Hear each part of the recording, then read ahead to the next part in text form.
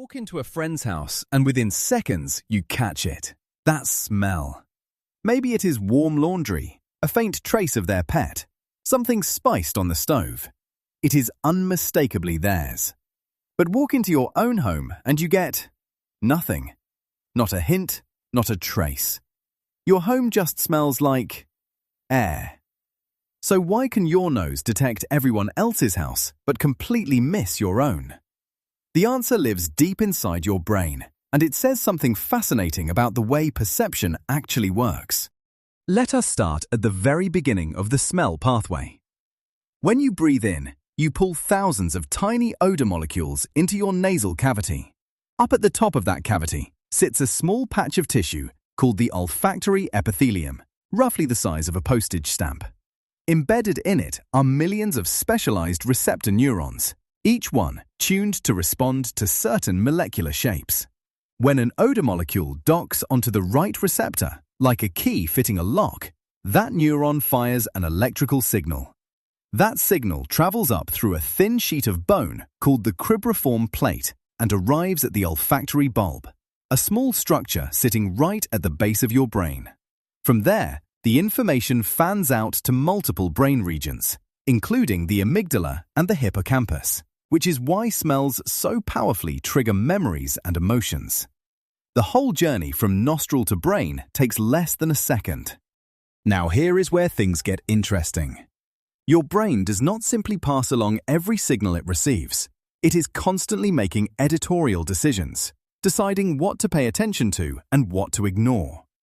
And one of its core strategies is to deprioritize information that is not changing. Think about it this way. If something stays exactly the same from one moment to the next, it probably is not a threat, and it probably does not require action. So the brain dials it down. This principle is called sensory adaptation, and it applies to nearly every sense you have. Touch is the classic example. Right now you are wearing clothes, and you probably stopped noticing them within minutes of putting them on this morning. Your skin receptors sent the signal, your brain acknowledged it, decided nothing new was happening, and moved on. Smell works the same way, only faster and more aggressively. Olfactory adaptation, the specific version for smell, happens remarkably quickly. Studies show that after just a few minutes of continuous exposure to an odor, your receptor neurons begin to fire less frequently, even though the odor molecules are still arriving at exactly the same rate. It is not that the smell is gone. The molecules are still there, drifting right past your receptors, but your nervous system has essentially said, "Noted, not urgent, moving on." The brain's job is to detect change, not to confirm that things are still the same. A new odor or a sudden increase in intensity will snap you back to attention, but a constant background smell fades toward nothing. This is why you stop smelling your perfume about half an hour after applying it. You have adapted to it. The people around you, however, have not, and they can smell it just fine. Your home smell is a perfect storm for adaptation. You return to the same environment every single day. You sleep there for 8 hours, breathing the air continuously. By the time you leave in the morning, your olfactory system has had an entire night to adapt completely. When you come back in the evening, you get maybe a brief flash of the smell as you walk through the door. That 2-second window before adaptation kicks in again. After that, nothing. But your visitors arrive fresh. Their noses have not adapted to your home at all, so they pick up every note in it. The specific cleaning products you use, your cooking habits, your pets, the materials in your furniture, even the particular microbes that have colonized your home over the years. Every household has a unique microbial community, and that community produces its own characteristic blend of volatile compounds.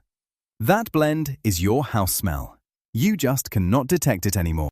So what actually makes up that smell? Research into the chemistry of indoor environments has found that each home is a surprisingly complex cocktail. The dominant notes tend to come from a few key sources. Cleaning and laundry products contribute distinctive artificial fragrance compounds.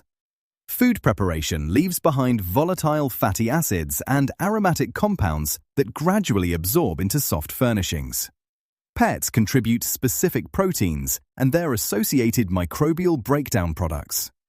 And then there are the building materials themselves: carpets, upholstery, wood, each slowly off-gassing their own compounds over years. On top of that sits the microbial signature. The unique community of bacteria and fungi living in your home produces its own suite of metabolites. Studies have even shown that these microbial communities are specific enough that researchers can sometimes match a home sample to a specific family. You are essentially living inside a chemical fingerprint of yourself and your habits.